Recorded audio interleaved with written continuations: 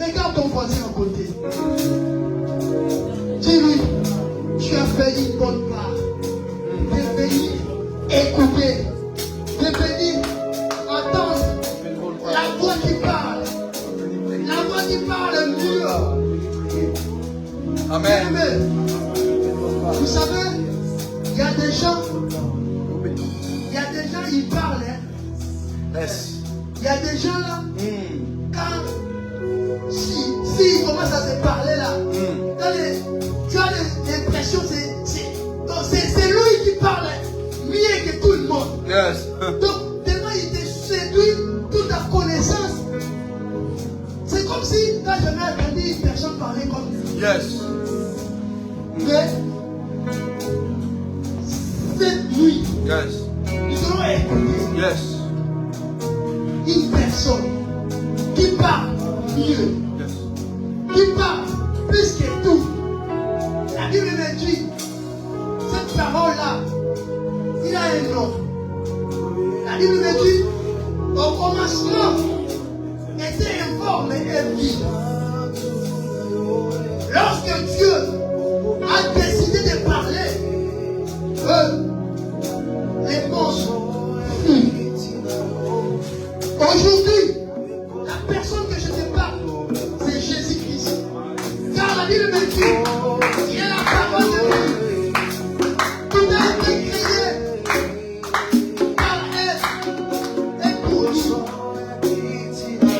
Cette nuit, là où il était informé,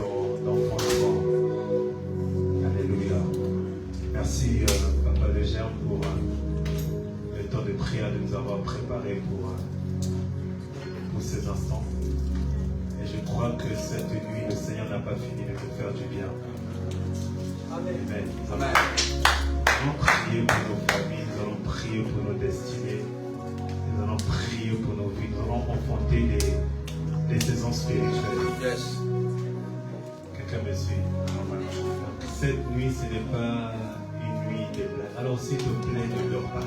Ne dors pas. Je vais peut-être pas beaucoup prêcher.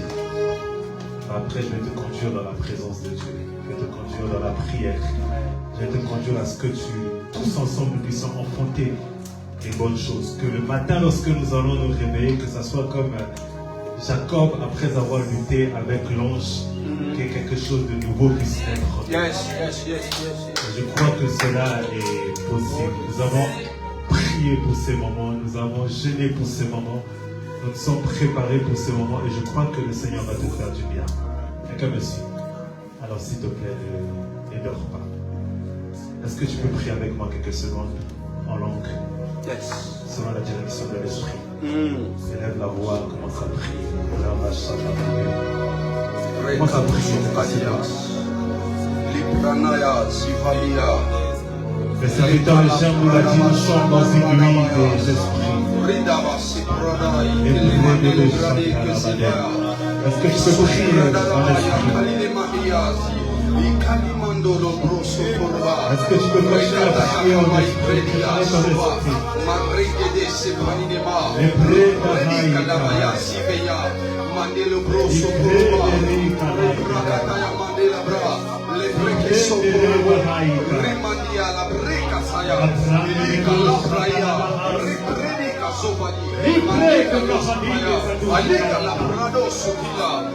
Est-ce que tu peux vibrer en esprit avec moi?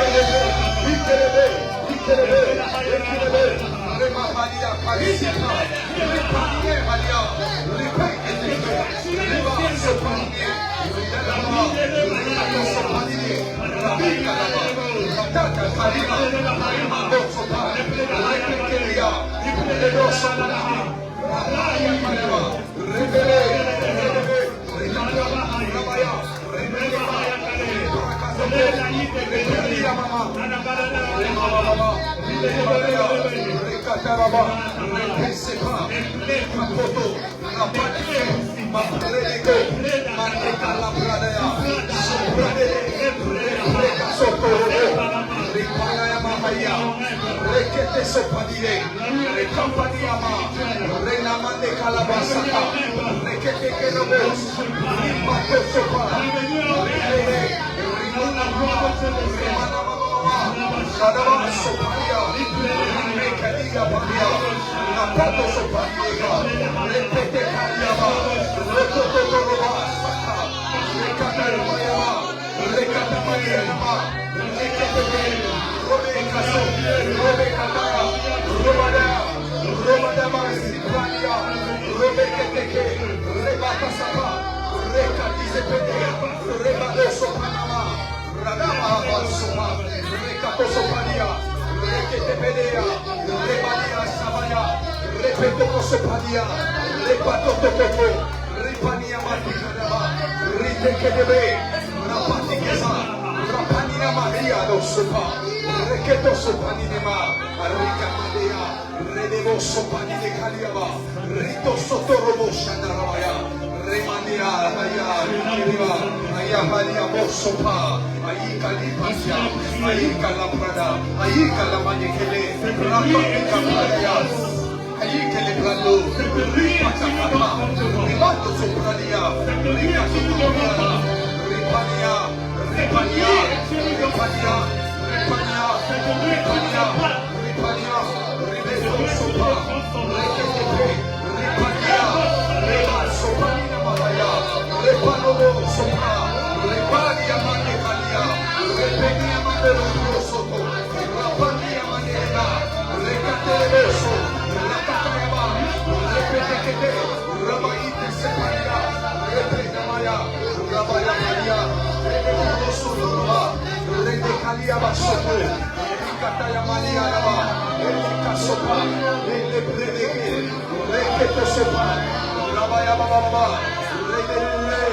Rebeke Deba, Repato Sopanie, Ratakayama, Aika Lapre, Lepreke Sopa, Libralo Toto, Ratekatia, Ripeke Sopania, Antipalie Sopa, Radiaya, Elepre Dabaya, Remadia Labaiko Sopana, Ricate Manuamasaba, Repadinega, Rebele Sopania, Rimania, Zamani Sopania, Alisa, Alisa, Alisa, Alisa, Alisa, Alisa, Ekele Prado Sopa, Reketo Paria, Ripania Maginata, Rebecca Nayabalea, Reposo Corama, Riprania Mando Sopania Aliaba, Rebecca Nisapa, Ricato Sopaniaba, Rabba Sopania, Riketeke, Radaka Siprado Sopania, Manekalo Sopania, Resopania, Hayana Mande Sopania, Prados, Raposo, Rinana Mahaya do Sopai, Ili Prodoco Sopai, Ele Sopadi Sapadega, Miranani Casivania. Somali proso corabassia, Eli calibratia, Era proso corabasiva, Bele calibra sandiama, Recato supalia, Recete da passive, Palibra de Casuba, Renzima de Calos, Ripadi Sapa, Ricatia Maholasiva, Epanina Panisapa, Elepredo Supanina Maria Sodo, Rimando te Calipa, Leprete Sepa, Isevali, Mandika Lisaba, Seprede Casopali, Makekurado Supanine, Kalinaria Soda, Ileprede, Ilamazovania, Alisapani, Eklesomani Kalade, Lisamainde Lebro Sotaria, Rimande Calibra Sotorobo, Rekepenina Mahalides, Rapanie Sopa, Reprekete Sopa, Anikaliba Sobalia, Lebrado Soti, La Prekete Asivalia, Lebrenea Mosotala, Ricato Sopidi, Ranamandi Prosokali, Ladika Sofa, Alabra, Alabreke Soda, Ricate Sebra, Rapadies, Rapadies, Rapadies, Rapadies, Rapa Equilibre, Libranini Massiva, La Prosso Calibrenia Maha,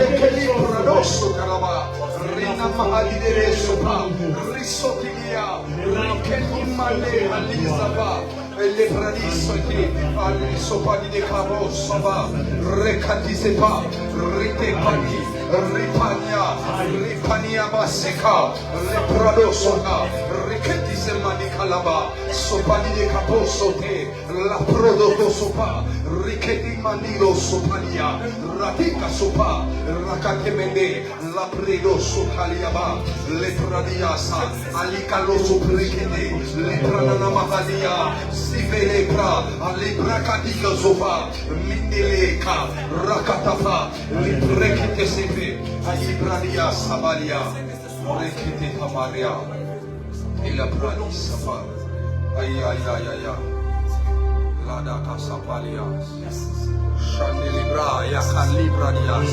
Est-ce que tu peux chanter le cantique?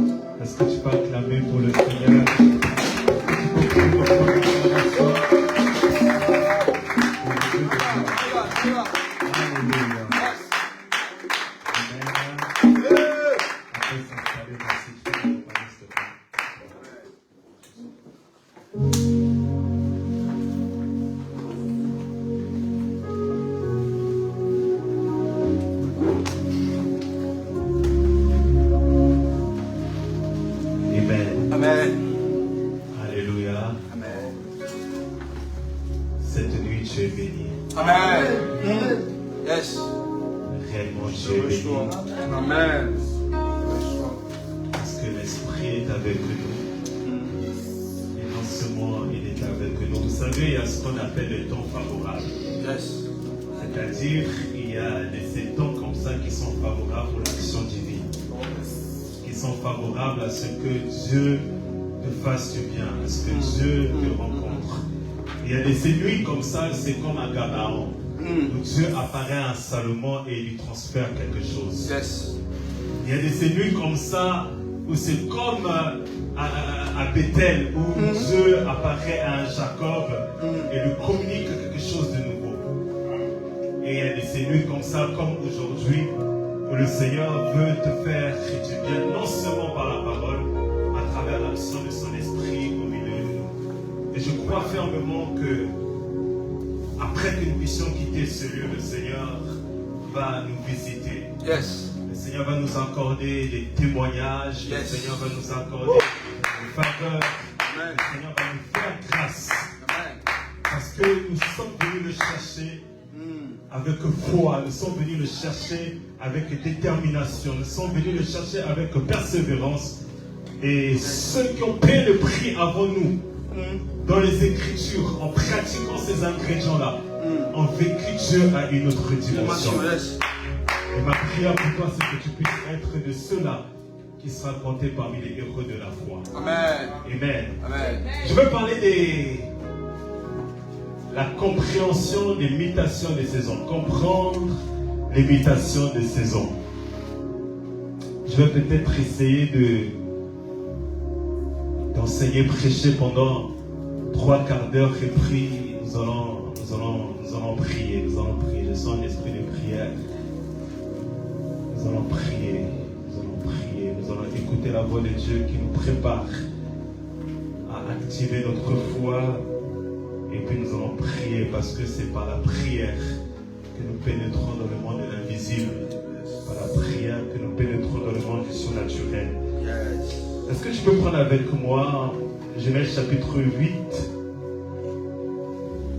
Genèse chapitre 8 au verset 22.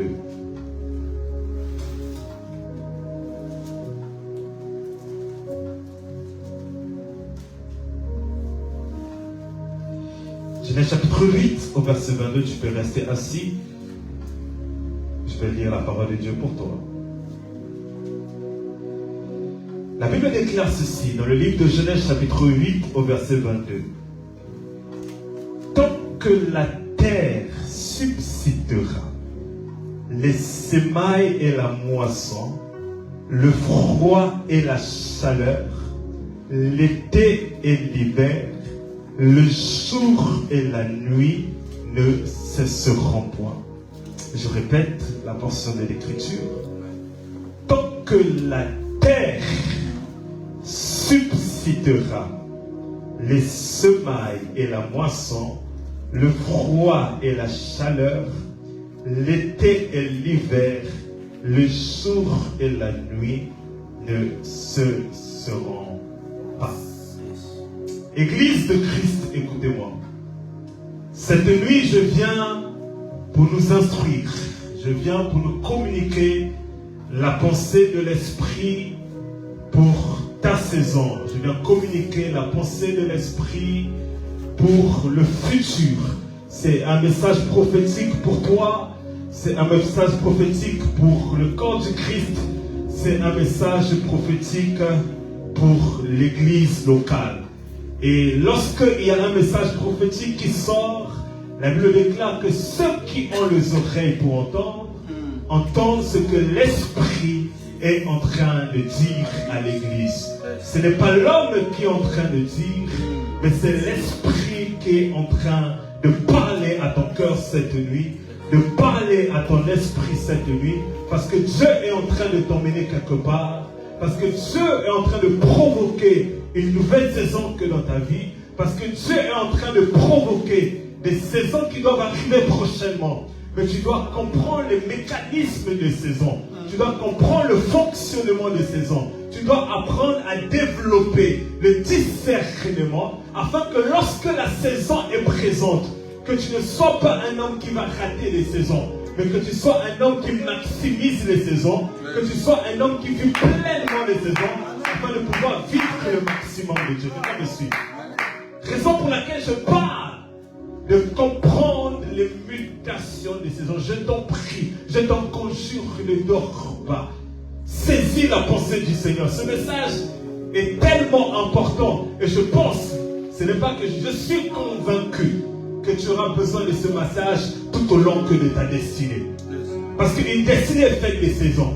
Et tu as besoin de comprendre à chaque étape de ta destinée dans quelle saison que tu es et quelle saison est en train d'arriver afin de pouvoir sauter d'une saison pour arriver à une autre saison.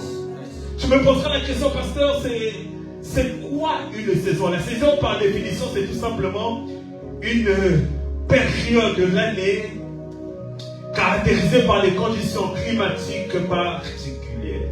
Je répète, la saison, c'est tout simplement une période de l'année caractérisée par des conditions climatiques particulières. Nous avons ici en France 4 saisons. Nous avons l'été, nous avons l'hiver, nous avons le printemps, nous avons l'automne. Et chacune de ces saisons-là est caractérisée par des conditions climatiques particulières. L'été ne ressemble pas à l'automne. L'automne ne ressemble pas à l'hiver. L'hiver ne ressemble pas au printemps. Et le printemps ne ressemble pas à l'automne. Toutes les saisons sont différentes. Toutes les saisons ont leurs caractéristiques. Et il est important de pouvoir comprendre cela parce que ça, c'est dans le domaine physique. Mais dans le domaine spirituel, nous avons aussi des saisons. Parce que Dieu fonctionne avec des saisons. Les saisons sont des moyens de communication divine. Car en elles se renferment les notions de temps et de circonstances. Dieu travaille au travers des saisons. Dieu parle au travers des saisons. Dieu opère au travers des saisons. Dieu conduit un homme au travers des saisons. Dieu fait des choses au travers des saisons. Donc tu dois comprendre qu'il y a des saisons où Dieu fait des choses et il y a des saisons que Dieu ne fait pas des choses. Pas parce qu'il n'est pas Dieu, mais parce que ce n'est pas encore la saison. Donc les saisons sont des moyens de communication divine. Donc si tu veux entendre Dieu, tu peux entendre Dieu au travers des saisons que tu passes. Tu peux ne pas entendre Dieu dans ton sommeil. Tu peux ne pas entendre Dieu dans les prophéties. Mais la saison est l'une des prophéties que tu peux discerner que dans ton esprit pour comprendre que ça, Dieu le fait en cette saison et ça, Dieu veut aussi faire dans cette saison. Alléluia. Donc c'est très important de comprendre que nous devons discerner les saisons que nous traversons. J'ai 5 vérités à partager avec vous au travers des saisons pour évoluer dans mon message. J'ai dit que je ne parlerai pas longtemps. La première vérité, vous trouverez, vous notez, le faute de temps, je ne pourrais pas lire pour vous. Daniel chapitre 2, verset 21. Et Ecclésiaste chapitre 7, verset 14. La première vérité à savoir concernant les saisons, c'est que c'est Dieu qui est à l'initiative des saisons. Je répète, Dieu est à l'initiative des saisons.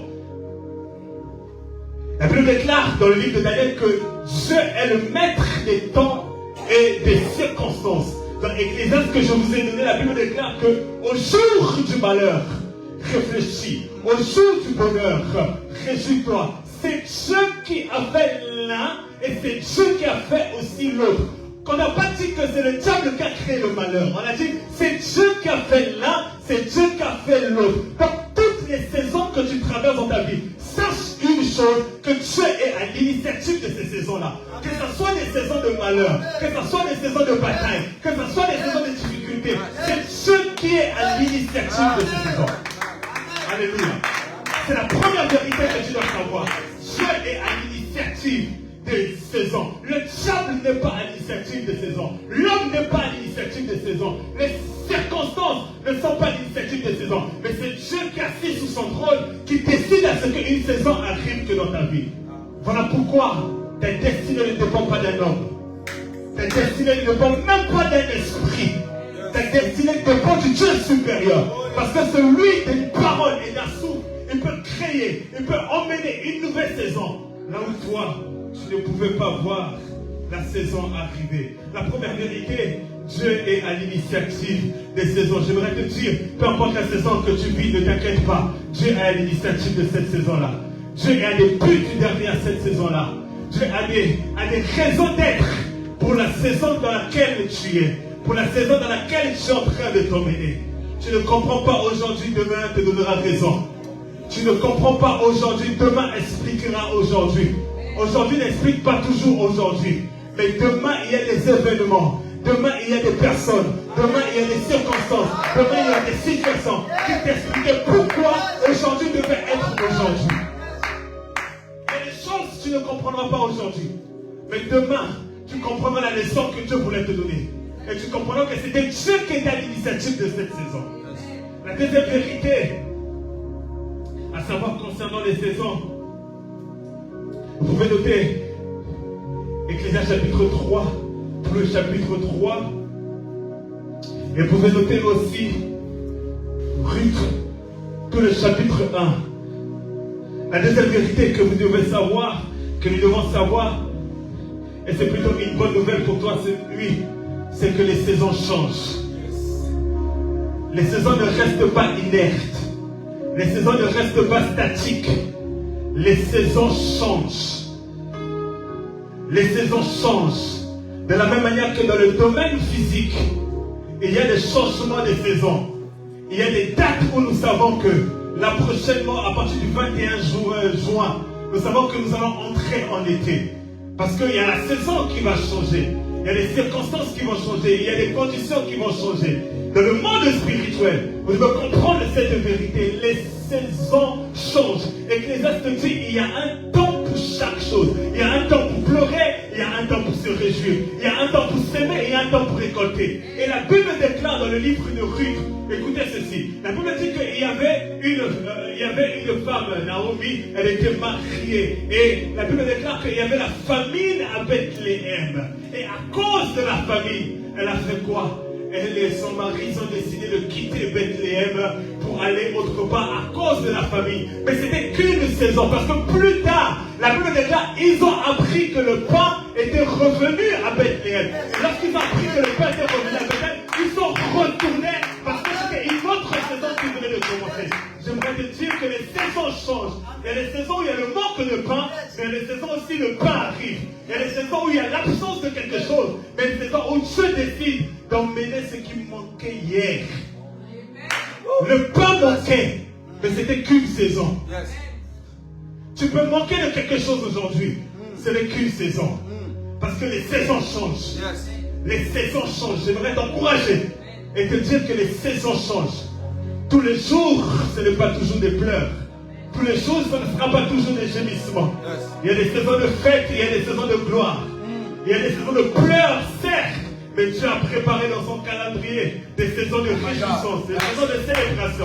Il y a des saisons comme David, où c'est dans l'anonymat, où c'est dans l'ignorance. Il y a une saison où on vient te chercher et en une seconde, tu passes de l'anonymat à la visibilité. Parce que c'est une question de saison. Tout change, les amis. Tu ne sais pas ce que tu seras dans 5 ans. Tu ne sais pas ce que tu seras dans 10 ans. J'aimerais te dire que ta vie est un chantier. Écoutez-moi, un chantier, lorsque vous passez devant un chantier, vous ne donnez pas l'impression que ce chantier-là sera joli quelque part. Il m'est arrivé, Dieu m'enseigne souvent dans beaucoup de choses, au travers des temps, des circonstances et la sagesse au travers de la création. La Bible déclare, n'est-ce pas, que la nature ne vous enseigne-t-elle pas? Et un jour, j'ai été enseigné. Je me rends chez mon coiffeur, comme d'habitude, et pendant qu'il était en train de me coiffer, j'avais l'impression qu'il était en train de rater ma coupe. Alors que je lui avais expliqué que c'est comme ça et comme ça que je veux faire. Mais j'ai compris quelque chose. Il m'a dit, mais je n'ai pas encore terminé. J'ai dit, effectivement, il a raison. Il n'a pas encore terminé la coupe, mais je l'ai déjà pressé de dire que non, là, tu es en train de faire une erreur. Non, il maîtrise mieux la coiffure que moi. Moi, je lui ai demandé simplement le produit final. Mais lui, il maîtrise, il sait comment il va passer pour arriver jusqu'au produit final. Quelqu'un me dit, pour te dire que les saisons changent. Les saisons ne restent pas les mêmes. Voilà pourquoi ne te suicide pas. Voilà pourquoi n'abandonne pas. Les saisons changent. Les saisons changent. Qui sait ce qu'un jour peut enfanter? Qui sait ce que cette nuit peut enfanter? Qui sait ce que cette année peut enfanter? Les saisons changent. Les saisons changent. Il y a des hommes là. Vous le voyez une période. Revenez quelques années plus tard. Ce n'est plus les mêmes hommes. Il y a des endroits, vous le voyez pendant un instant. Revenez quelques années plus tard. Dubaï, ce n'était pas Dubaï il y a plusieurs années. C'était le vide, c'était le désert. Mais aujourd'hui, tout le monde rêve d'aller à Dubaï.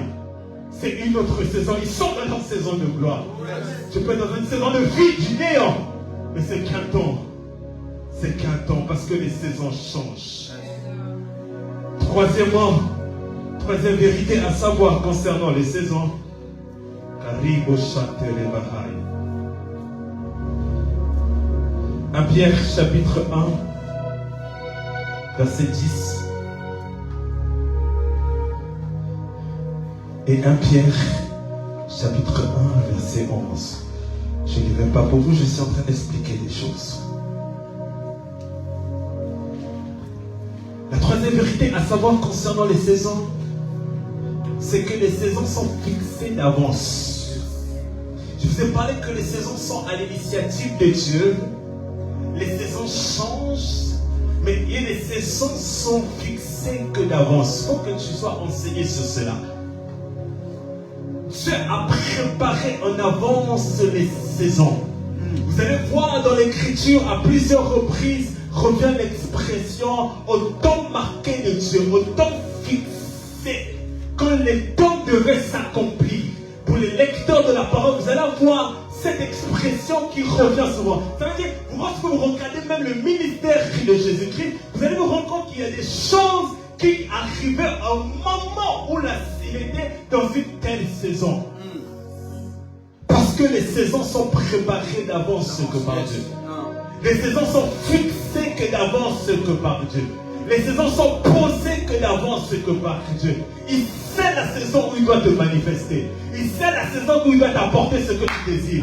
Il connaît la saison où il doit t'emmener là où il doit t'emmener. Il connaît la saison où il doit faire enfanter l'enfant que tu cherches. Il connaît la saison où il doit faire enfanter ton ministère. Il sait bien cela car il a fixé que d'avance. Je me suis toujours posé la question. Il dit à Moïse, Moïse, j'ai entendu les pleurs de mon peuple. J'ai entendu leurs cris. J'ai vu leur souffrance. Mais maintenant, je descends. Mais j'ai entendu c'est dans le passé. Maintenant, c'est dans le présent. Mais pourquoi au moment où tu as entendu, tu n'as pas agi? Pourquoi au moment où tu as vu, tu n'as pas agi? Mais c'est au moment où il vient rencontrer Moïse, il dit maintenant, parce qu'il y a un maintenant. En fait, quand le maintenant arrive, il sort de l'éternité. Il vient que notre monde, il crée la saison. Et rien ne peut lui arriver. Quand le maintenant, quand il dit maintenant, le temps doit arriver. Ce n'est plus une question des hommes, ce n'est plus une question des circonstances. C'est lui-même qui orchestre et met en place les choses. Parce que le maintenant est là. Il savait que Moïse ne savait pas parler, mais c'était le maintenant. Il savait que Moïse, non, c'était le maintenant, c'était la saison. La saison n'attend pas toujours que tu sois prêt. Il y a des choses comme ça, quand la saison arrive, prêt ou pas prêt, Dieu commence son œuvre. Parce que Dieu poursuit son œuvre. Moïse est en train de discuter, je ne sais pas parler, je ne sais pas, il dit c'est maintenant. J'ai entendu, j'ai vu, mais maintenant les choses doivent se faire. Parce que c'est la saison. Les saisons sont fixées d'avance. Il sait en avance quand est-ce que il va te prendre derrière le troupeau de ton père pour t'emmener devant. Il sait, vous savez, il y a des choses comme ça quand vous marchez avec Dieu, vous allez comprendre que quand tu es dans la bonne saison, quand tu es dans les saisons favorables, il y a des choses. Ce n'est pas vous qui allez toujours vers les choses, c'est les choses qui viennent de vous. Oui. C'est un mystère dans les saisons.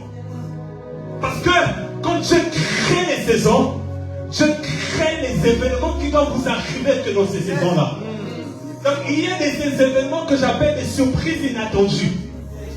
Ce sont des temps de surprise. C'est-à-dire, tu n'as pas préparé, tu n'as pas rêvé, tu n'as pas prié pour cela, tu n'as pas réfléchi à cela. Mais puisque la saison est là, Marie n'a pas demandé d'avoir un enfant. Elle n'a pas gêné pour avoir un enfant.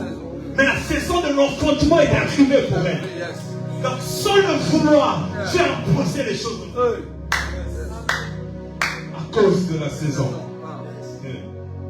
J'avance. Quatrième point, je ne vais pas encore dans le message.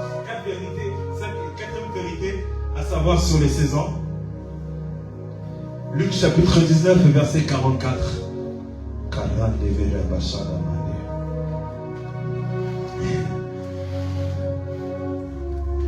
Le quatrième point, c'est que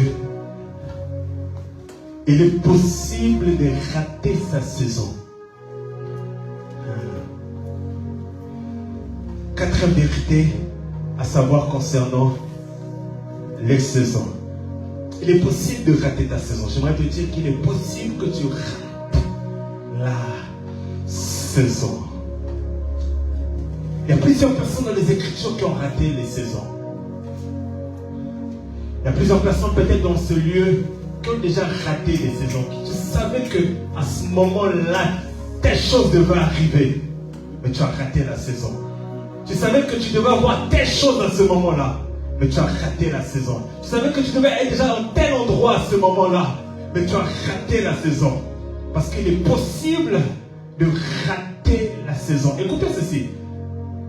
À Bethesda, la Bible déclare qu'il y avait un ange qui descendait de temps en temps. Il remuait l'eau et le premier qui descendait dans l'eau était guéri. Cet homme, pendant plusieurs années, il ratait ses saisons. Il ratait les saisons et il est resté dans son handicap. Pourquoi? Parce qu'il est en train de rater les saisons. Et Jésus vient le voir. Et Jésus lui dit, il dit à Jésus que je n'ai personne pour me jeter à l'eau. Et quand je m'en vais à l'eau, parce qu'il y avait la loi du premier qui devait se jeter dans l'eau, il y a quelqu'un qui vient avant moi. Il ratait ses saisons. Pourquoi? Parce qu'il n'y avait personne. Il ratait ses saisons. Pourquoi? Parce qu'il n'était pas le premier.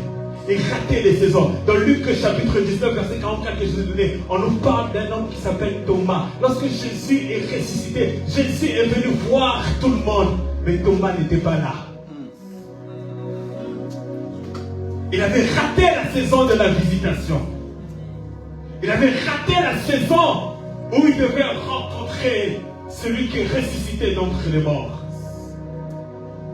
Il y a des saisons que tu as ratées parce que tu étais dans la distraction. Il y a des saisons que tu as ratées parce que tu étais dans la chair. Il y a des saisons que tu as ratées parce que tu étais voilé. Il y a des saisons que tu as ratées parce que tu étais nulle part sauf être dans la présence de Dieu. Il y a des saisons que tu as ratées parce que tu n'étais pas au bon endroit. Il y a des saisons que tu as ratées parce que tu n'étais pas avec les bonnes personnes. Il y a des saisons que tu as ratées parce que la quatrième vérité, c'est qu'il est possible de rater les saisons. Mais ce que j'aimerais te dire, ça ne s'arrête pas là parce qu'il y a une bonne nouvelle vérité. Dans la cinquième vérité, c'est qu'il est possible de rattraper les saisons ratées. S'il est possible de rater les saisons, il est aussi possible de rattraper les saisons ratées. Le Thomas qui n'était pas présent, Jésus est venu une seconde fois pour venir voir Thomas. Que Dieu vienne te visiter encore une fois de plus. Que Dieu puisse t'apparaître encore une fois de plus. Que toute saison que tu as ratée, que Dieu puisse créer encore cela pour toi. Il y a des saisons où tu pouvais avoir beaucoup d'argent, ce n'est pas grave. Dieu vient encore vers toi. Thomas avait raté la saison. Pendant que tous étaient au même endroit. On ne sait pas il était où, mais il n'était pas présent. Mais Jésus est le Dieu de rattrapage. Il est le Dieu de renouvellement. Il est le Dieu de recommencement. Il est le Dieu qui ne se lasse pas. Il peut venir encore vers toi et dire, ok, tu as échoué hier, mais je veux faire quelque chose de nouveau. Ok, tu étais absent hier. Ok, tu es tombé hier, mais je veux faire quelque chose de nouveau encore avec toi. Il est le Dieu de rattrapage. Tu peux rater une saison, mais que cette saison, Dieu te donne de rattraper les saisons perdues. Tu pouvais déjà être plus grand que ce que tu es aujourd'hui. Tu pouvais déjà posséder ce que tu pouvais posséder aujourd'hui. Jésus-Christ, à un moment, il reproche aux villes, il dit, malheur à toi. Malheur, si tu savais la saison dans laquelle que Jésus est venu. Je prie Dieu qui te donne de vivre une saison ratée. Toi qui pensais ne plus vivre cette saison-là, que la grâce de Dieu cette nuit te localise et te donne de revivre cette saison. Te donne de revivre cette saison. C'est ma prière pour toi dans le nom de Jésus. Toute chose sur la terre est appelée à subir des changements. Toute chose sur la terre, les temps, la météo, les circonstances, les humains changent. La météo change, les humains changent, les temps changent, les circonstances changent, les saisons changent. Il n'y a que Dieu qui est dans l'éternité qui ne change pas. Mais toute chose change. Il y a des saisons qui changent. Je parle à quelqu'un, la saison de douleur disparaîtra. Elle laissera place à la saison de gloire, à la saison d'enfantement, à la saison de réduction, à la saison où tu sautes, à la saison où tu danses, à la saison où tu commences à vivre la grandeur de Dieu. Dans Nombre chapitre 24, verset 17, le prophète Balaam, Nombre chapitre 24, verset 17, le prophète Balaam, il est en train d'avoir une vision. C'est l'homme qui se prosterne, c'est l'homme qui tombe et qui a des visions. Il dit ceci, j'aime ce texte, il dit, je le vois. Il est en train de parler du Messie, il est en train de parler d'un astre qui sort de Jacob. Il dit, je le vois, ce n'est pas pour maintenant. Je le contemple, un astre sort de Jacob. Écoutez, il dit, je le vois, ce n'est pas pour maintenant. Je le contemple, un astre sort de Jacob. Donc, même si ce n'est pas pour maintenant, parce qu'il y a une saison qui arrive, mais je suis comme un homme prophétique en train de le voir. Je vois cette grâce, ce n'est pas pour maintenant, mais je suis en train de contempler. Je vois cette maison, ce n'est pas pour maintenant, mais je suis en train de contempler. Je vois ces jumeaux-là, ce n'est pas pour maintenant, mais je suis en train de contempler. Je vois cette grandeur-là, ce n'est pas pour maintenant, mais il y a une saison qui arrive, qui va manifester cela. Mais je suis déjà en train de contempler. Est-ce que tu veux contempler ce que tu es en train de vouloir mettre dans cette saison? Est-ce que tu veux commencer à voir ce que Dieu est en train de mettre dans cette saison? Ce n'est peut-être pas pour maintenant, mais c'est peut-être pour 2026. Ce n'est pas peut-être pour maintenant, mais c'est peut-être pour 2027. Ce n'est peut-être pas pour maintenant, c'est peut-être pour 2030. Mais tu le vois, ce que tu as vu dans tes songes, ce n'est pas un mensonge. Ce que tu as reçu en prophétie, ce n'est pas un mensonge. Ce n'est peut-être pas pour maintenant, mais ça arrive. Balaam a dit, ce n'est pas pour maintenant, mais je suis en train de le voir. Il y a un astre qui est en train de sortir de Jacob. Ce n'est pas pour maintenant, au moment où je suis en train de parler, mais je suis en train de le voir. Je suis en train de le voir. Je suis en train de le voir. Que cela arrive pour toi. Amen. Une saison où tu saisis ce qui doit sortir de toi. Dans le nom de Jésus. Amen. Donc il est important de pouvoir comprendre les mutations des saisons. Parce que nous avons vu qu'il y a plusieurs types de saisons et les saisons changent. Donc tu dois comprendre quand est-ce que la saison est en train de basculer ou quand est-ce que la saison a basculé pour pouvoir vivre avec Dieu dans une autre dimension. Yes. Écoutez, si le problème est arrivé aux Juifs comme cela et aux premiers chrétiens du premier siècle, la saison de la loi avait été clôturée. Mais ils n'avaient pas le discernement, ils n'étaient pas prophétiques pour comprendre que les sacrifices des animaux, les cérémoniales avaient disparu, qu'ils étaient entrés dans une autre saison, la saison de la grâce. Donc ceux qui n'avaient pas compris, ils restaient en arrière, continuant à faire ce qui devait être fait. Et plusieurs enfants de Dieu sont comme ça. La saison a changé. Tu dois être dans les nouvelles choses, mais tu restes attardé par les anciennes. Voilà pourquoi tu dois comprendre les mutations, pour que tu puisses savoir comment fonctionner dans les nouvelles dimensions d'esprit. Comment tu dois fonctionner dans le domaine de l'esprit. Parce que tu es la même personne, mais tu ne dois pas être la même personne dans les saisons. Yes. Tu ne dois pas être selon les saisons. Tu ne dois pas être la même personne. Il y a des saisons où tu peux être un homme différent. Yes. Même Jésus, il y a des saisons on a vu agneau et il y a des saisons on a vu lion de Juda. Il y a des saisons de domination, il y a des saisons de sacrifice, mais les saisons de la domination et du règne. Tu ne peux pas être la même personne toutes les saisons.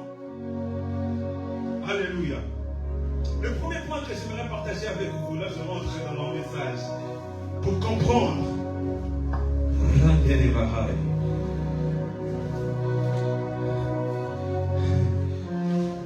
l'imitation des saisons. La première chose que tu dois savoir, quand tu es en train d'emmener dans une autre saison, c'est ce que le Saint-Esprit m'a enseigné. Genèse chapitre 2, verset 8, je vais lire pour vous. Et Genèse chapitre 2, verset 10 à 12. Genèse chapitre 2, verset 8. Et Genèse chapitre 2, verset 10 à 12. La Bible déclare ceci, Genèse chapitre 2, verset 8. Le Seigneur Dieu planta un jardin en Éden, du côté de l'Est, et il y mit l'homme qu'il avait façonné. J'ai lu le verset 10.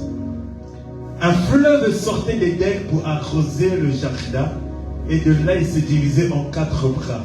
Le nom du premier est Pishon. C'est celui qui contourne tout le pays de Havila, où l'on trouve l'or. Et l'or de ce pays est bon. Là se trouve aussi le bénium et la pierre d'onyx. Le nom du deuxième fleuve est Kion. C'est celui qui contourne tout le pays de Couche. Le nom du troisième fleuve est le Tigre. C'est celui qui coule à l'est de la Syrie. Le quatrième fleuve, c'est l'Euphrate. Écoutez-moi.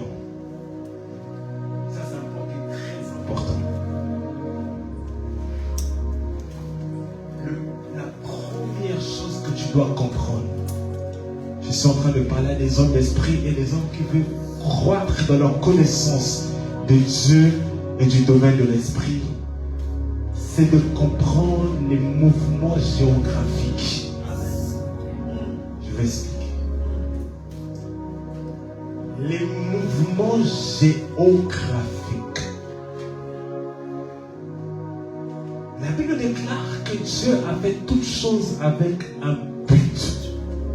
Quand vous étudiez la parole, même quelque chose que vous ne comprenez pas, dites-vous que si le Saint-Esprit a inspiré les hommes d'écrire cela, c'est qu'il y a un enseignement dedans.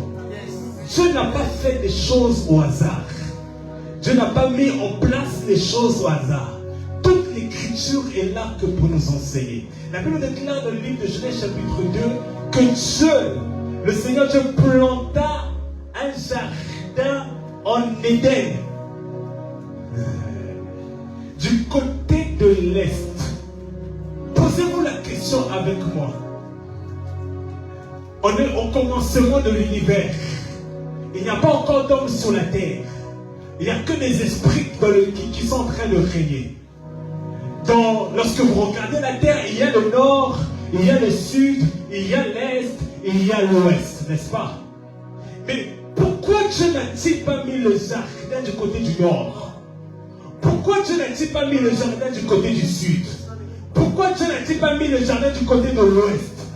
Pourquoi Dieu a-t-il mis le jardin du côté de l'est, du côté de l'Orient? Je vous donne la révélation. Le texte nous dit, au verset 10, un fleuve sortait d'Éden pour arroser le jardin.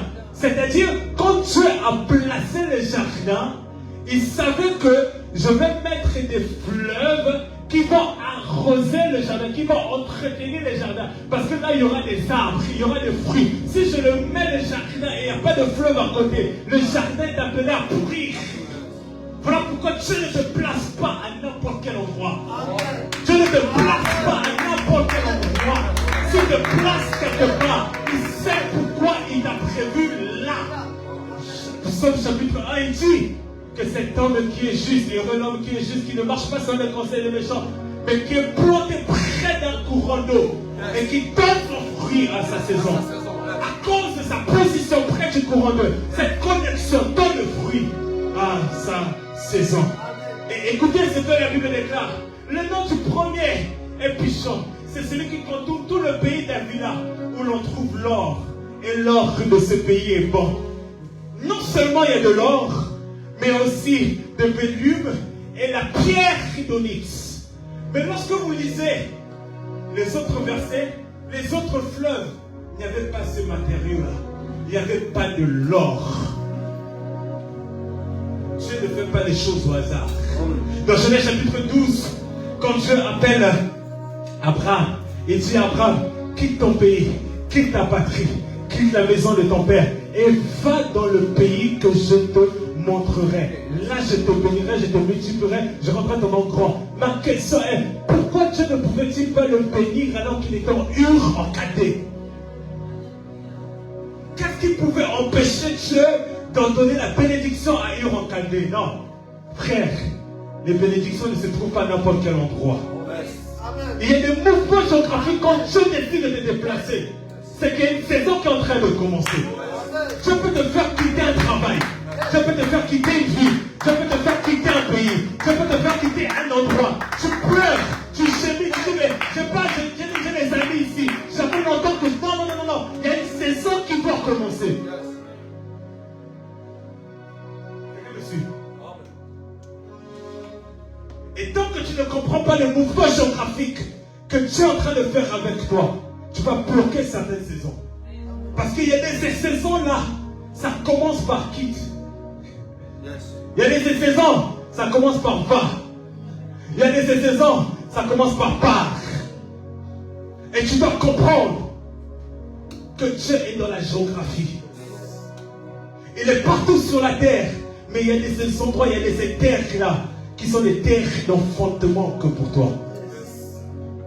Jésus est né à Bethléem, mais n'a pas brillé à Bethléem. On l'appelle l'homme de Galilée.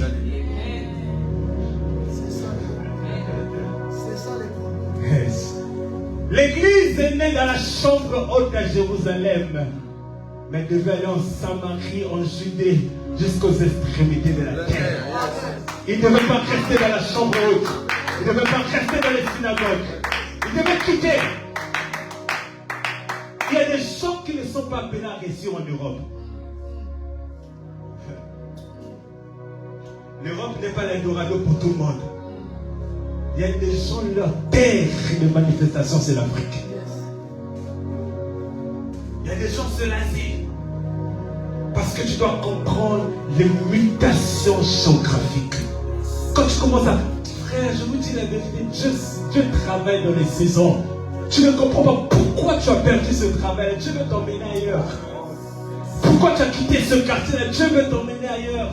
Pourquoi tu as quitté cette ville-là? Dieu veut commencer quelque chose de nouveau. Quand tu dois commencer quelque chose de nouveau, Dieu doit dire bye bye aux anciennes choses.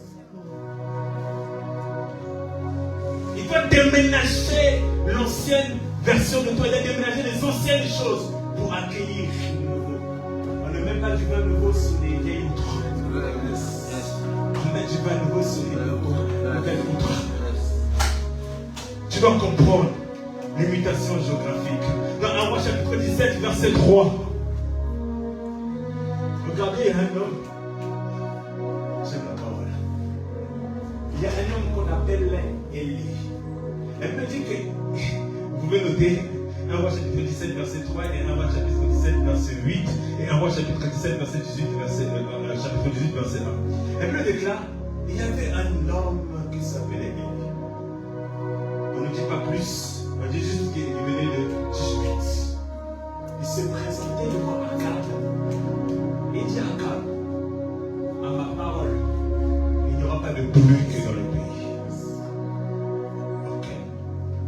fermé le ciel. Il était devenu recherché dans le pays. Comme vous voulez sa peau. Un grand prophète. Écoutez ce que Dieu fait. Dieu dit à Élie, Élie, va au torrent de Kérit. Là-bas, j'ai ordonné des corbeaux pour te nourrir. Élie obéit à Dieu. Il arrive au torrent de Kérit. Et pendant près de 3 ans, les corbeaux venaient matin, soir, et donnaient à boire et à manger à Élie. Écoutez. Donc il était là pendant que le pays, le ciel était fermé, il y avait la sécheresse, il n'y avait rien.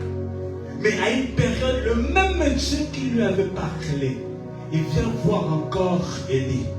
Il dit, Élie, quitte maintenant. Va à Sarepta. Et là-bas, j'ai ordonné à une veuve. Écoutez, chaque endroit où Dieu t'emmène, il y a la provision qui est là. Quand il est allé au torrent, il y avait les corbeaux qui étaient là. Quand il est arrivé à Sarepta, il y avait la veuve qui était là. Donc quand il te dit bouge, ne te pose pas les questions comment ou qui. Quand il a ordonné déjà les choses de se mettre en place. Mais écoutez ceci. Ça me choque, c'est Dieu qui parle. Il dit, va à Sarepta, j'ai ordonné à la veuve de te nourrir. Mais quand il arrive à Sarepta, la veuve, elle est pauvre. C'est la Bible, là. Attendez. Dieu dit, j'ai ordonné à la veuve de me nourrir. Je pense que de vous à moi, je serais arrivé, j'aurais l'impression de me rendre compte que c'est une riche. Mais la veuve de Sarepta, elle est pauvre. Déjà, elle est veuve. Elle avait seulement un seul enfant. Quand Élie vient, lui dit, donne-moi à manger. Elle dit, mais c'est les dernières choses qui me restent. Si je te donne à manger, après quoi, je vais mourir.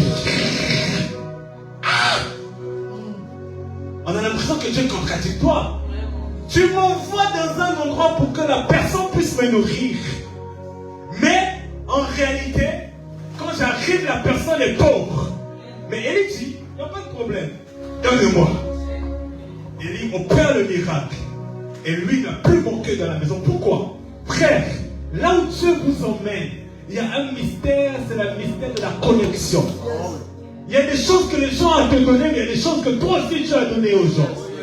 Il y a des richesses que tu transportes. Qu'ils sont même, écoutez, la richesse que Élie avait à contribuer à cette femme-là. Et la femme après, elle a disposé l'endroit où Élie pouvait être là, Écoutez-moi, il y a des mouvements géographiques, ne résistez pas. Il y a des déplacements qui viennent de Dieu. Il y a des éloignements qui viennent de Dieu. Il y a des quittés qui viennent de Dieu. Tu dois comprendre les mouvements géographiques. Écoutez, la prophétie disait que le Fils de Dieu devait naître à Bethléem. N'est-ce pas? Mais lorsque Marie tombe enceinte, Marie ne tombe pas enceinte à Bethléem. Lisez les Écritures. Marie tombe enceinte à Nazareth. Une grossesse, ça dure 9 mois. En temps normal, sauf si l'enfant est prématuré. Donc, je dois savoir, parce que la prophétie dit qu'il doit naître à Bethléem et non à Nazareth. Mais Marie, physiquement, se trouve encore à Nazareth. Donc, Dieu doit créer une circonstance pour emmener Marie à Bethléem pour qu'elle puisse enfanter l'enfant Jésus à Bethléem et non à Nazareth. Parce que si ça dépendait que de Marie, elle n'allait jamais bouger. Dieu a permis qu'il y ait eu un recensement.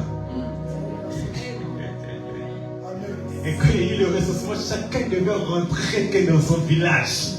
Voyez-vous, il y a des circonstances comme ça qui nous arrivent dans la vie. Vous avez l'impression que de retourner en arrière ou de... Non, ce sont des mouvements géographiques.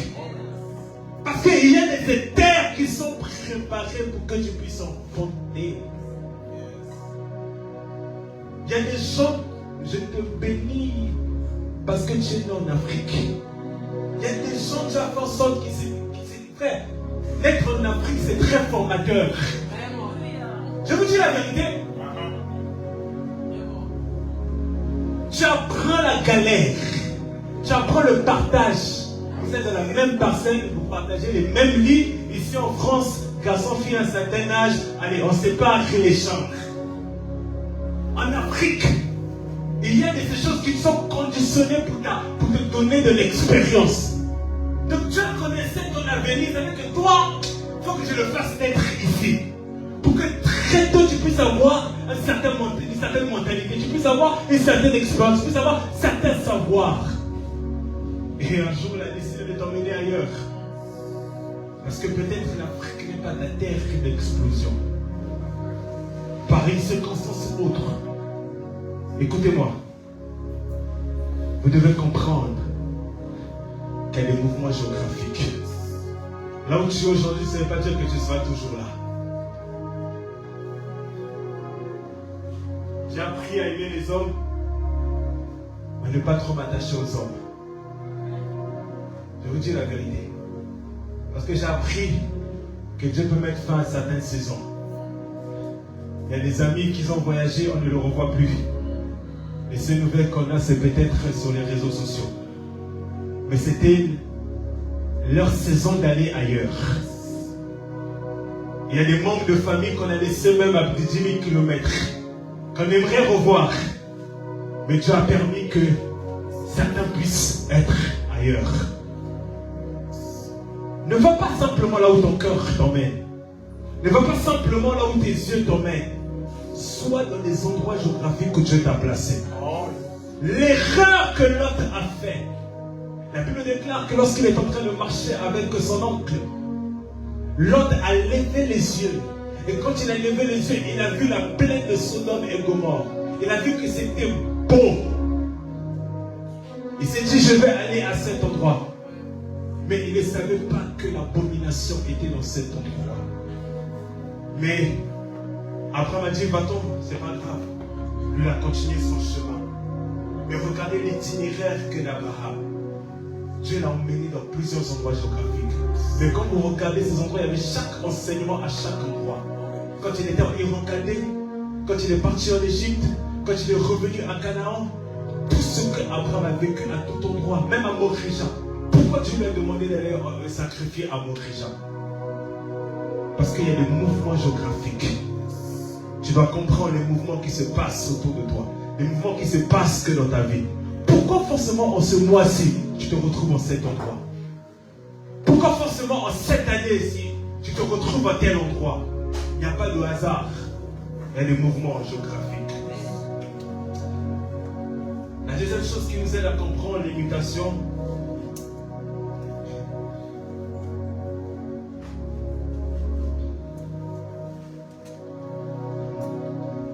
je vais lire pour vous Genèse chapitre 2. Genèse chapitre 2, verset 21. Le Saint-Esprit m'a enseigné cette portion de l'écriture autrement. Genèse chapitre 2, verset 21, la Bible déclare ceci. Alors le Seigneur Dieu fit tomber une torpeur sur l'homme qui s'endormit. Il prit une de ses côtes et referma la chair à sa place. Le Seigneur Dieu forma une femme de la côte qu'il avait prise à l'homme et l'emmena vers l'homme. L'homme dit, cette fois c'est l'os de mes os, la chair c'est de ma chair, celle-ci on l'appellera femme, car c'est de l'homme qu'elle a été tirée. Il y a un mystère ici. Écoutez-moi. Je vous ai parlé des mouvements géographiques. Là, je vais vous parler pour comprendre que tu es en train de changer les saisons, tu es en train de muter, parce que la mutation, c'est le changement, c'est la transformation, c'est que tu es en train d'aller quelque part dans une autre saison. C'est de comprendre le mystère du sommeil. Écoute-moi très bien. Le mystère du sommeil. il y a des sommeils qui annoncent des nouvelles saisons. Il y a des sommeils qui annoncent des nouvelles saisons. Je répète, il y a des sommeils qui annoncent des nouvelles saisons. La Bible déclare que Dieu prit l'homme. Et l'homme est en train de vivre une saison de solitude. L'homme est en train de vivre une saison où il était abandonné à lui-même. L'homme est en train de vivre une saison où Dieu lui présente tous les animaux qu'il y avait. Il a donné des noms, il a donné des noms, il a donné des noms. Mais Dieu, la Bible déclare que Dieu est en train de chercher une aide que pour l'homme. Donc Dieu était dans la saison de recherche d'aide pour l'homme. Mais cette aide-là ne se faisait pas encore voir. L'homme a vu des animaux défiler, mais l'homme n'a pas trouvé cette aide. Quelqu'un me suit? Écoutez-moi. Dieu veut sortir la femme. Parce que lorsque vous regardez la création, Dieu créa les cieux, Dieu créa la terre. Et vous allez remarquer qu'il y a des choses que Dieu a créées à partir de rien. Ça confirme la parole de Dieu qui dit qu'il appelle à l'existence des choses qui n'existent pas et les choses commencent à exister. La lumière a été créée à partir de rien.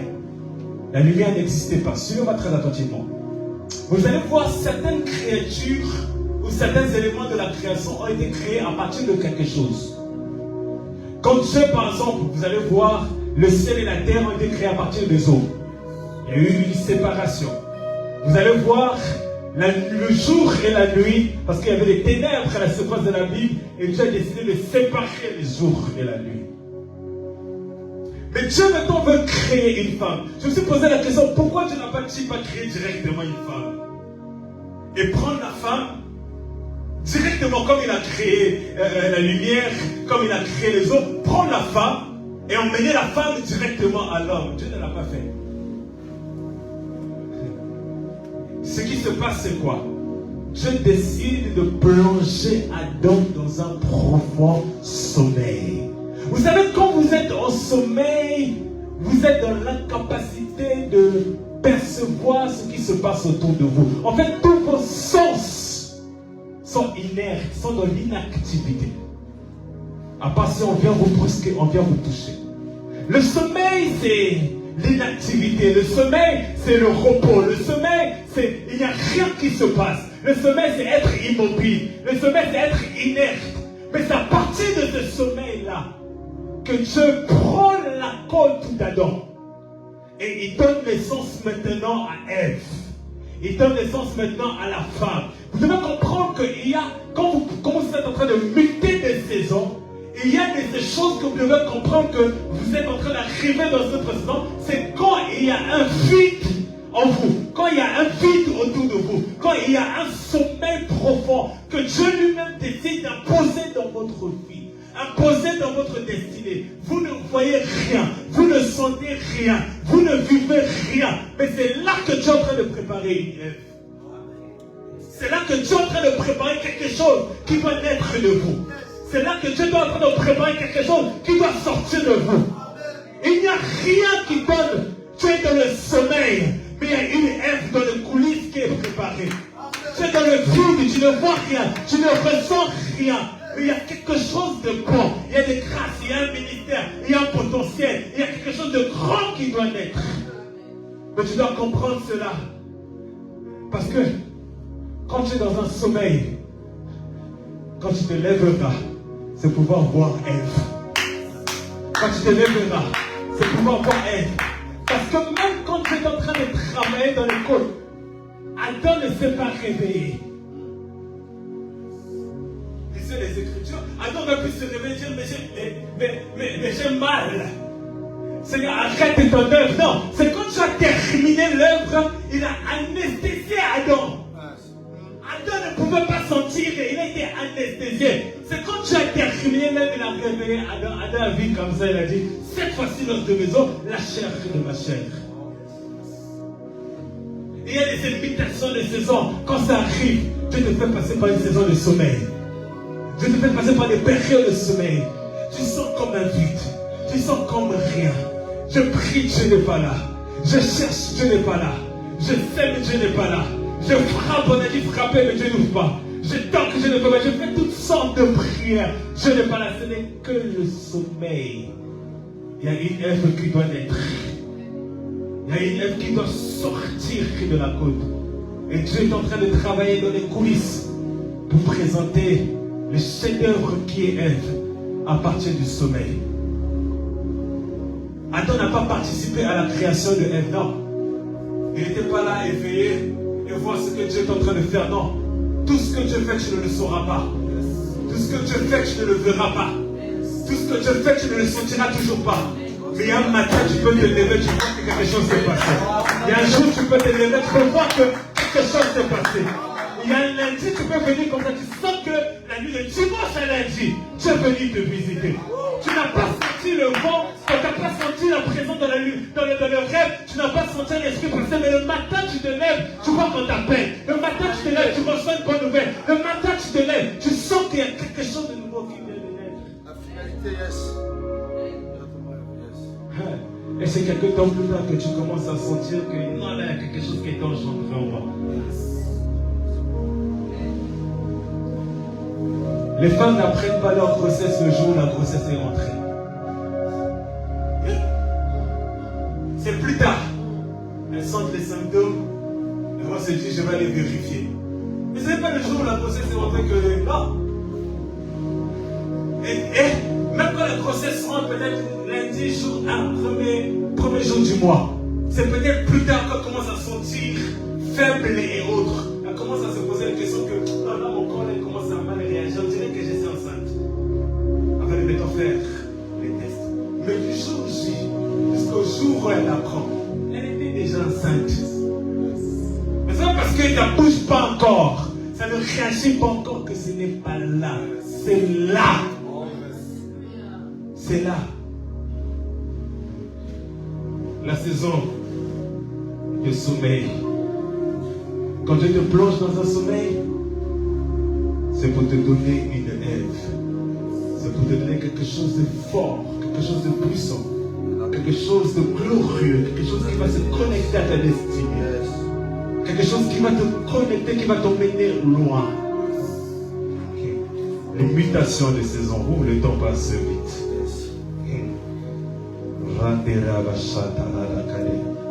Un troisième point qui nous permet de comprendre l'imitation des saisons.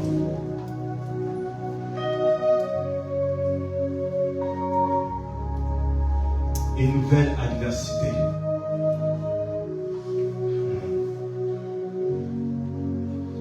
Une nouvelle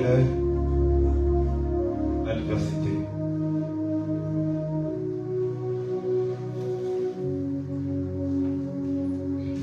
Vous savez, quand vous marchez avec Dieu, vous devez être sensible aux ondes spirituelles. Vous devez être sensible à tous les mouvements spirituels. Un homme spirituel, ce n'est pas un homme qui est distrait. C'est un homme qui est dans les détails. Parce que Jésus était dans les détails. Il pouvait comprendre l'enseignement du divin dans les plus petites des choses. Et vous devez comprendre que quand une nouvelle saison est en train d'arriver que dans votre vie, il y a une nouvelle adversité qui accompagne cette saison-là. Je répète, quand une nouvelle saison arrive dans votre vie, vous devez comprendre qu'il y a une nouvelle adversité qui s'élève pour empêcher la saison, pour te détruire même avant de vivre la saison.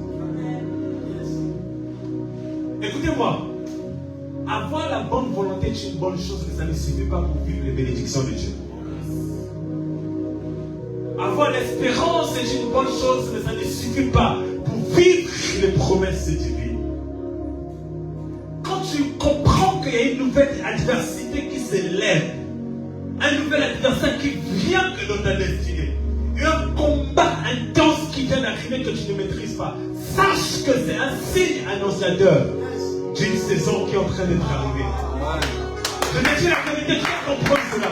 Quand tu sens qu'un nouvel adversaire, tu sens que les combats sont montés de niveau, l'adversaire a monté de niveau, c'est qu'il y a une onction, il y a une grâce, il y a une bénédiction, il y a une saison de faveur que Dieu a mis devant toi. David ne sort de la maison que de son père. Son père l'envoie sur le champ de bataille. Et comme par hasard, c'était le 40e jour où il devait mettre fin à toute contestation. Parce que pendant 40 jours, Goliath se présentait devant le peuple et rien ne bougeait. Mais il a connu l'adversité du lion, il a connu l'adversité de l'ours. Mais là, c'était une autre adversité. C'était un Goliath, un homme géant, un homme fort. Et regardez, lorsqu'il a terrassé Goliath, il est rentré dans la saison de célébration. Les femmes ont commencé à célébrer David.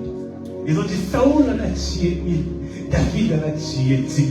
Mais derrière Goliath se cachait la célébration. Derrière Goliath se cachait la visibilité. Derrière Goliath se cachait la fille de Saoul. Derrière de grandes adversités, il y a des saisons glorieuses. Accroche-toi, pas plus loin, ne lâche pas. Derrière des grandes adversités, il y a des grandes saisons. Il y a des grandes saisons. Et quand nous voulons empêcher Jésus de naître, parce qu'il y avait une grande saison qui devait arriver, il a dit, on va tuer tous les enfants, les premiers à partir de l'âge de 2 ans, parce qu'il y avait une grande saison. Que l'adversité ne te fasse pas peur. Vous savez, nos adversaires sont des bénédictions pour nous. Ils sont des écoles pour nous. Dieu est notre coach. Donc quand tu te mets à une certaine adversité, il est en train de te coacher pour voir comment tu es en train de gérer l'adversité. Parce qu'il y a un temps qui va arriver, il va te donner un trône où tu dois t'asseoir. Et il sait que ce trône-là est convoité par plusieurs personnes. Mais il doit te donner la mentalité de guerrier. Il doit te donner la force du peuple. Voilà pourquoi il suscite certaines adversités. Parce qu'il ne faut pas simplement l'adversaire que tu rencontres aujourd'hui. Il faut les autres saisons qui sont en train d'arriver.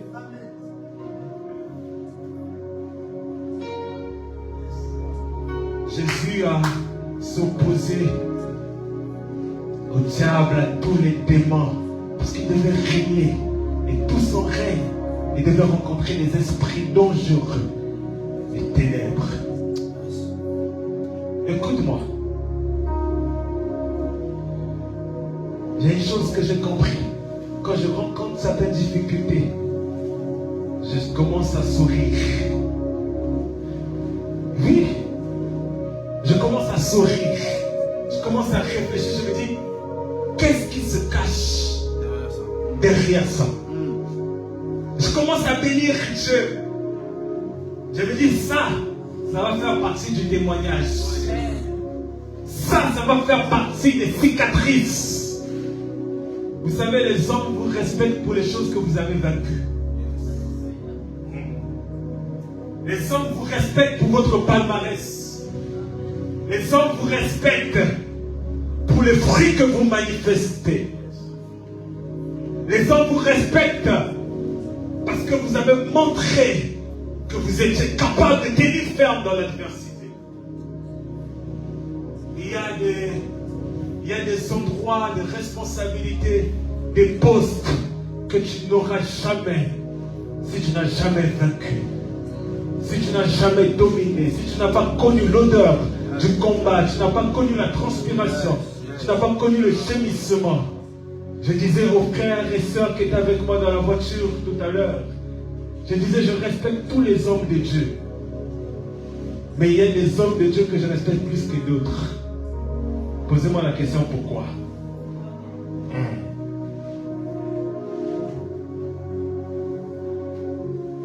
Un homme de Dieu qui vient d'une communauté et qui commence l'œuvre, je le respecte, je bénis Dieu pour lui et qui fait un excellent travail. Il peut perfectionner le travail.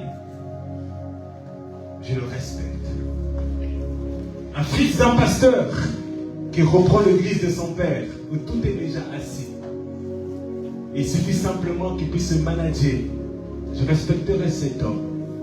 Mais un homme qui commence dans le néant, dans le vide. Dans la forme est vide. Seul. Sans micro. Sans tam-tam. Qu'avec Dieu. Et cet homme, des années après années, il se développe, il développe une œuvre. Cet homme-là aura plus mon respect. Parce qu'il s'est forgé dans les difficultés.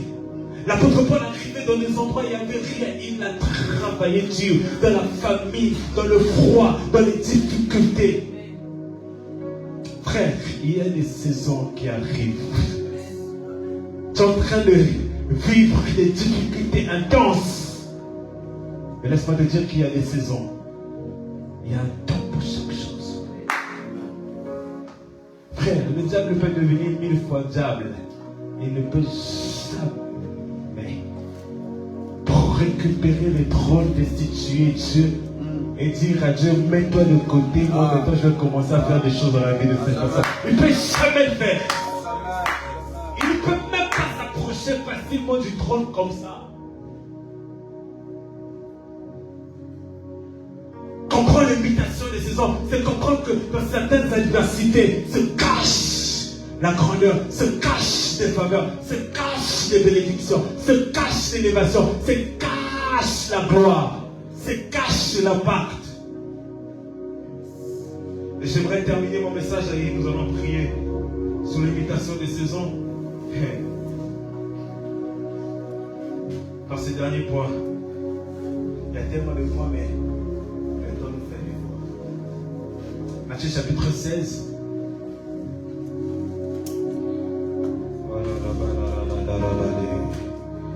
Verset 2. Matthieu chapitre 16, verset 2.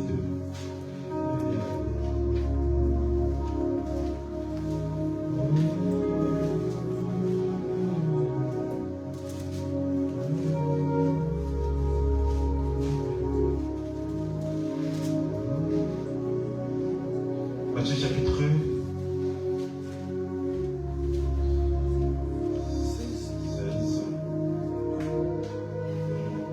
Vous avez dit le verset? Ok. Écoutez ceci. C'est Jésus qui est en train de parler. Il dit, Jésus leur répondit, le soir, vous dites, il fera beau, car le ciel est rouge. Et le matin, il y aura de l'orage aujourd'hui, car le ciel est d'un rouge sombre. Vous savez discerner l'aspect du ciel, et vous ne pouvez discerner les signes du temps. Je relis. Jésus leur répondit, le soir, vous dites, il fera beau, car le ciel est rouge. Et le matin, il y aura de l'orage aujourd'hui, car le ciel est d'un rouge sombre. Vous savez discerner l'aspect du ciel, et vous ne pouvez discerner les signes des temps. Ah, God. Et dors pas. Écoutez cette révélation. Jésus est en train de parler avec les Juifs. Et dans cette portion de l'Écriture, il est en train de faire une remarque aux Juifs. Il dit, en d'autres termes, je paraphrase, quand vous voyez l'aspect du ciel, et que vous voyez que le ciel est un peu obscurci, vous savez que la pluie va tomber. Quand vous voyez un peu le vent en train d'arriver, ça veut dire, je vous ai parlé tout à l'heure des saisons. Donc dans les saisons, il y a le climat, ça joue. Hein. Quand vous voyez un peu, on arrive au mois de mai, on commence à laisser un peu les manteaux, vous savez que l'été est en train d'arriver. Donc, quand on est dans une saison, on voit un peu la météo, on voit un peu des signes, on comprend que les choses sont en train de se mettre en place. Et le Seigneur est en train de leur expliquer que vous arrivez à discerner l'aspect du temps, en tout terme la météo, mais vous n'arrivez pas à discerner les signes des temps. C'est le message le plus important que je vous prêche, ça. Les c'est l'un des messages les plus importants de la Bible. Ce que je vous dis. C'est l'un des messages, je peux tout vous prêcher. En tant que voix prophétique, c'est l'un des messages les plus importants.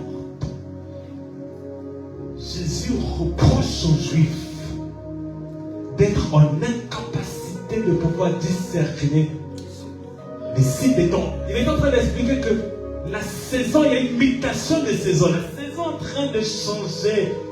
Vous devez comprendre que nous allons entrer dans un autre temps. Parce qu'avec Dieu, nous sommes dans le temps de la grâce actuellement. Mais le temps de la grâce est en train d'aller vers sa fin. Ceux qui ont les oreilles pour entendre, écoutez ce que l'Esprit est en train de dire. Le temps de la grâce est en train d'arriver à sa fin. Et nous sommes en train de muter vers un autre temps, une autre époque, une autre saison. Parce que la terre a connu plusieurs saisons. Depuis Adam, en passant par Moïse, en passant par David, en passant par les prophètes, en passant par Jésus et les apôtres, il y a eu plusieurs époques, plusieurs temps, plusieurs saisons. Mais il y a une dernière saison que nous devons vivre, que nous n'avons pas encore vécue. Et nous devons comprendre, en tant qu'Église, en tant qu'enfants de Dieu, que nous sommes en train de muter que vers cette saison-là. Petit à petit, nous sommes en train de nous approcher vers cette saison. Petit à petit, nous sentons l'odeur que la saison est en train de changer. Nous voyons les temps, les circonstances. Nous sommes en train de sentir que non, Jésus est en train de revenir. C'est la plus grande saison que nous attendons. C'est le temps du royaume. C'est le temps de la félicité céleste. C'est le temps du règne sur la terre avec Jésus. Parce que nous sommes en train de quitter ce temps. Et Dieu aux Juifs, pourquoi vous êtes incapables de comprendre les signes des temps? Regardez. Et il y a des signes qui sont en train de nous montrer que notre époque est en train d'aller vers autre chose. Nous sommes dans les douleurs de l'enfantement. Nous sommes dans les saisons où nous sommes en train d'aller de shifter à autre chose. Les Juifs ont fait remarquer à Jésus, dans Matthieu 24, le temple. Ils ont dit, regarde ce qu'on a construit. Ce temple est magnifique, ce temple est beau. Jésus dit, c'est bien, mais il y a une saison qui est en train d'arriver. Il ne restera ici pierre sur pierre. Il y a une saison qui est en train d'arriver, les amis. Il y a une saison qui est en train d'arriver où il n'y aura plus de pleurs, il n'y aura plus de gémissements, il n'y aura plus de souffrance, il n'y aura plus de maladie, il n'y aura plus d'échecs. Parce que là-bas, la Bible est là, les souffrances des temps présents ne sont pas comparables à la gloire à venir. C'est cette saison que nous sommes en train d'attendre. C'est cette saison que nous sommes en train d'aspirer. Et nous sommes en train de muter petit à petit vers cette saison. Et nous devons comprendre en tant qu'église prophétique qu'il y a quelque chose qui est en train de se passer sur la terre. Le Seigneur est en train de convoquer son église. Il appelle des hommes de tous côtés. L'église d'Asie, l'église d'Afrique, l'église d'Europe, l'église d'Océanie, l'église d'Amérique, les hommes de toutes langues, de toutes races, les hommes de tous côtés, de toutes nationalités, de toutes tribus. Il n'y a pas que des Congolais, il n'y a pas que des Chinois, il n'y a pas que des Français, il n'y a pas que des Entiers. Des hommes de toutes langues, parce que là-haut au ciel, la Bible déclare au son de la trompette, à la voix d'un archange, même les morts en Christ entendront cette voix-là. Parce que nous devons vivre cette saison-là. Nous devons muter vers cette saison-là. Frère, tu as cru pour le ciel. Tu t'es converti pour le ciel. Tu es cette nuit-là pour le ciel. Nous prions de prix pour le ciel. Nous prions pour le ciel. Nous nous sanctifions pour le ciel. Nous refusons de pécher pour le ciel. Et il y a une gloire qui nous attend. Il y a une saison qui nous attend. Il y a la félicité qui nous attend. Le Messie revient bientôt. Nous sommes en train de lutter. Nous sommes en train de partir. Nous sommes en train d'aller vers ce voyage-là. Il y a un voyage qui nous attend. Rate le jour de ton mariage. Rate ton interview. Rate l'examen. Mais ne rate pas ce jour-là. Ne rate pas ce jour-là. Ce jour-là, on ressuscitera. Ce corps sera mis au tombeau. Mais tu ressusciteras. Il n'y aura pas de perruque. Il n'y aura pas de vêtements. Il n'y aura pas de chaînes. Il n'y aura pas de contours. Nous serons revêtus d'un corps glorieux. Donc cette saison-là, les amis, nous sommes en train de parler de la saison que Jésus a prévue pour nous. Il a dit, je reviens bientôt. Je viendrai vous prendre là où je serai, que vous soyez avec moi. Là où mon Père est, que vous soyez avec moi. Oh frère, j'aimerais te dire, ne t'arrête pas dans ta foi. Toi qui as commencé à courir depuis plusieurs années, que les hommes ne t'arrêtent pas, que les situations ne t'arrêtent pas. La Bible déclare qu'il nous séparera de l'amour de Jésus-Christ. Ni la mort, ni la maladie, ni les ténèbres, que rien ne te sépare de Jésus. Que le mariage ne te sépare pas de Jésus. Que l'argent ne te sépare pas de Jésus. Reste avec Jésus même si les hommes t'abandonnent. Reste avec Jésus même si les hommes te disqualifient. Nous allons quelque part, les amis. Nous sommes en train de shifter. Le Saint-Esprit m'a pour nous dire cette nuit. Nous sommes en train de shifter. Il y a une saison que nous sommes en train d'enfanter. Jésus dit, regardez, c'est comme le fils d'Issachar. Le jour de son retour, ça comme le temps de Lot, au temps de Noé. Regardons autour de nous, regardons la France, regardons les nations, regardons les guerres, regardons les familles, regardons les épidémies, regardons tout ce qui nous arrive. Nous devons discerner que nous sommes en train de muter. Nous sommes en train de muter. Il y a un temps où l'Église ne sera plus sur cette terre. Il n'y aura plus d'intercession. Il n'y aura plus de veillée. Il n'y aura plus de répétition. Il n'y aura plus de rencontres. Où nous serons uniquement avec le roi, en train d'adorer le Seigneur. J'aimerais vous dire que nous sommes en train de muter. C'est la plus grande saison. Ça dépasse la saison de gloire de ta vie. Ça dépasse toutes les saisons que tu peux vivre sur cette terre. Alors cette saison, ne la rate pas. Ne sois pas comme les vierges folles, où elles étaient endormies. Frère, ce n'est plus le temps de dormir. Si tu es tombé, relève-toi. Si tu es faible, sois fortifié. Au ciel, il n'y aura pas des hommes parfaits. Il y aura des ex-pécheurs, tous ensemble, où nous sommes tombés quelque part, où nous avons été rejetés, humiliés, condamnés à cause de notre péché. Mais nous avons cette saison-là. Tu as cette saison-là. Tu as cette saison-là. Nous sommes en train de muter. Un jour, il y a plusieurs années de cela, j'avais expliqué une vision même à Papa Joseph. Je dors. Je vois une vision, le Seigneur m'apparaît. On était dans un aéroport, il y avait une foule de monde. Et Jésus est arrivé vers moi, il était entouré des anges. Il me dit, je ne suis pas venu enseigner, mais je suis venu enlever mon église. Depuis ce jour-là, c'est vrai que j'ai lu son retour dans la Bible, mais je l'ai vu comme cela. Depuis ce jour-là, j'ai une autre foi en la personne de Jésus-Christ. Donc même s'il y a des moments, je peux être faible, mais je me restaure, je me relève, parce que je sais qu'il arrive bientôt. Il arrive. Entendez-vous la voix de l'Esprit qui est en train de parler à l'église? Il parle à l'épouse. Il dit préparez-vous. Il arrive bientôt. Nous sommes en train de muter. La terre, tout ce que la terre est en train de vivre, sont tout simplement les signes qui nous annoncent qu'il y a la mutation vers autre chose, vers un autre lieu. Nous allons déménager. Il va nous prendre les bras de l'Evachata.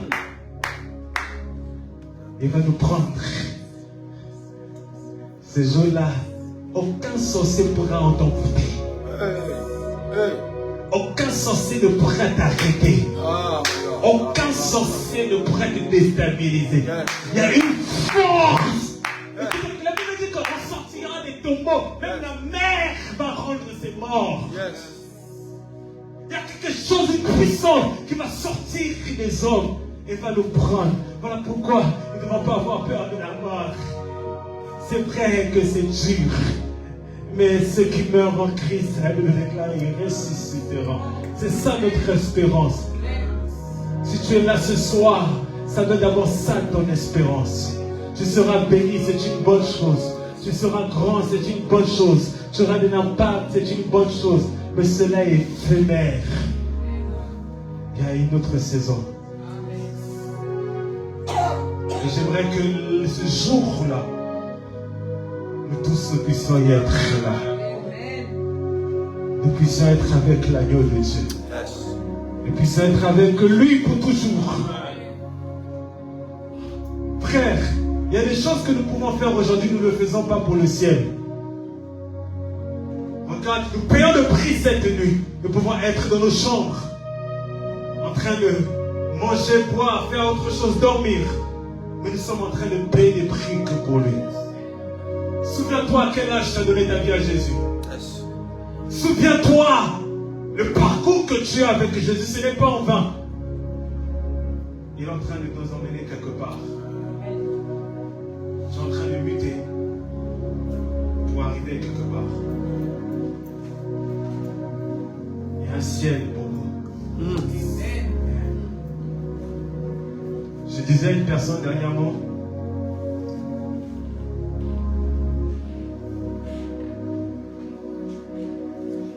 que la vie ne s'arrête pas ici. Même le mal que nous faisons aux gens ne s'arrête pas forcément sur cette terre que nous sommes. Jésus parle même d'un monde à venir. Il y a le bien même que nous faisons qui ne s'arrêtera pas forcément ici. Yes.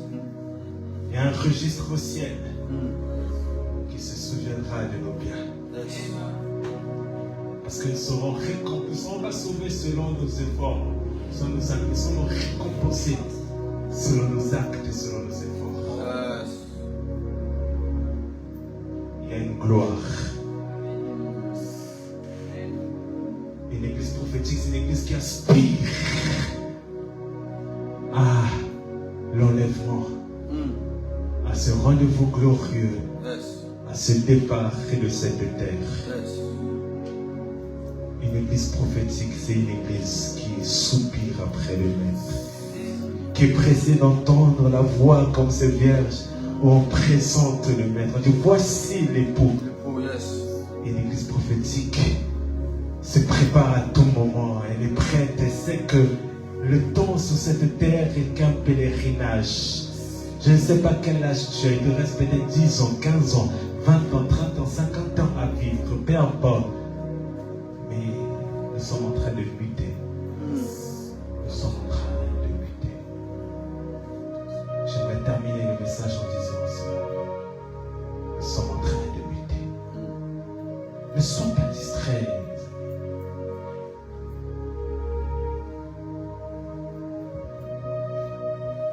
Avant que le pape décède,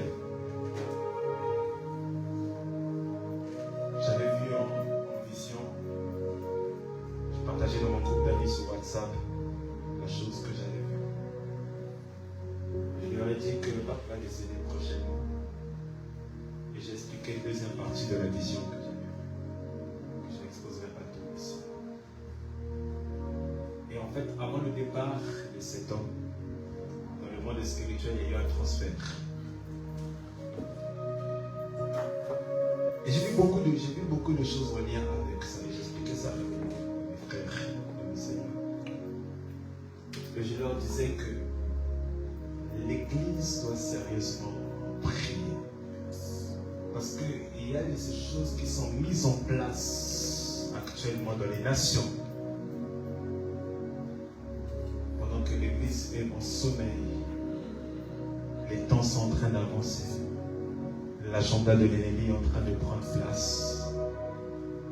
Alors que nous devons shifter vers autre chose.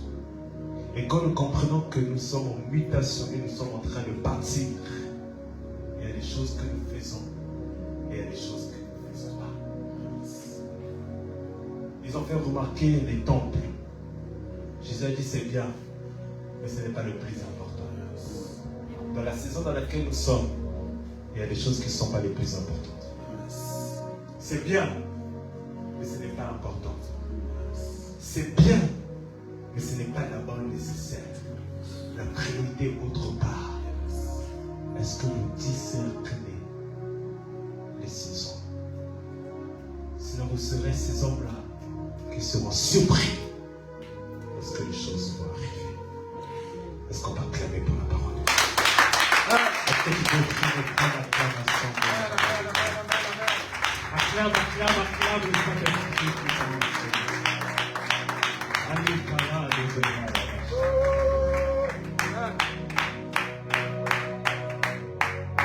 Il est 2h26. On va prier.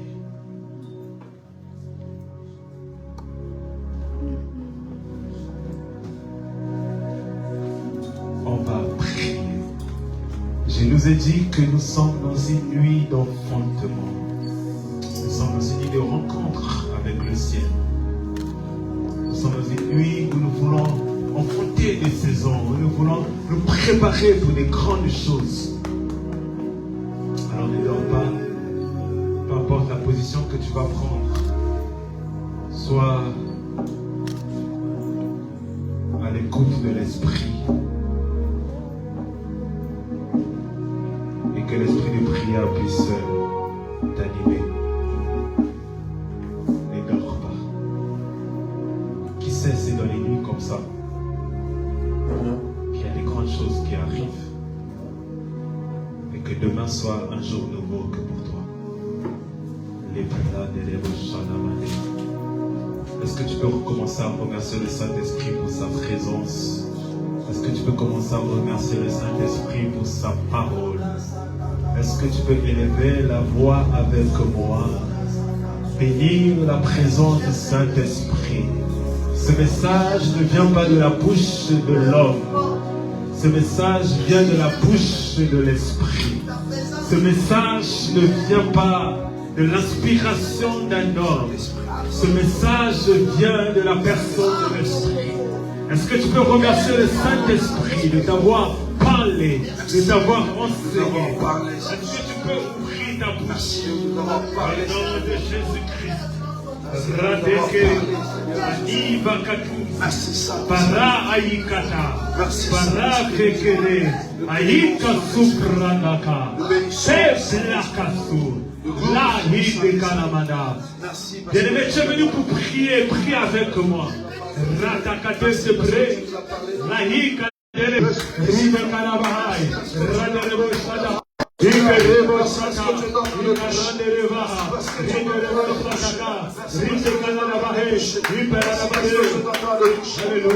parce que tu es en train de toucher. Merci Saint-Esprit de Dieu. Merci Saint-Esprit de Dieu. Merci Saint-Esprit de Dieu. Merci Saint-Esprit de Dieu. Merci parce que tu es là en train de nous réveiller. En train de nous réveiller. En train de nous réveiller.